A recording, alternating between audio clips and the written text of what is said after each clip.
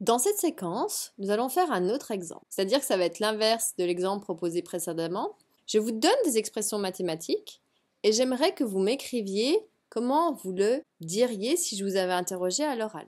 Donc faites vraiment une pause sur la vidéo, écrivez rapidement ce que vous me diriez si vous lisiez ces expressions-là que vous étiez à l'oral, et puis faites défiler la vidéo pour voir si vous avez juste.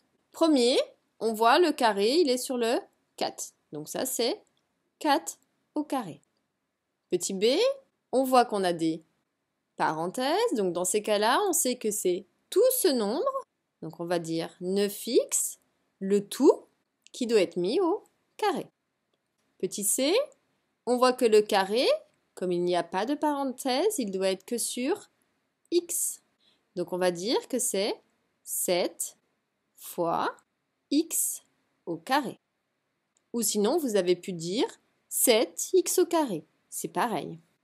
Ensuite, petit d, on voit qu'on a des parenthèses. Donc, on sait que dans ces cas-là, c'est tout ce nombre qui doit être mis au carré. Donc, on va dire que c'est 4x moins 3, le tout, au carré, pour bien tenir compte des parenthèses. Donc, vous voyez ici, nous avons la même expression, mais ici, il n'y a plus de parenthèses. Donc, quelle va être la différence? Cette fois-ci, la différence va résider dans le fait que le carré, là, il est que pour le 3. Donc on va dire que c'est 4x. Ensuite on fait moins quoi? Eh bien 3 au carré. J'insiste encore très fortement sur la nécessité de bien parler pour qu'on puisse bien se comprendre et que surtout vous intégriez bien ce que veut dire le carré.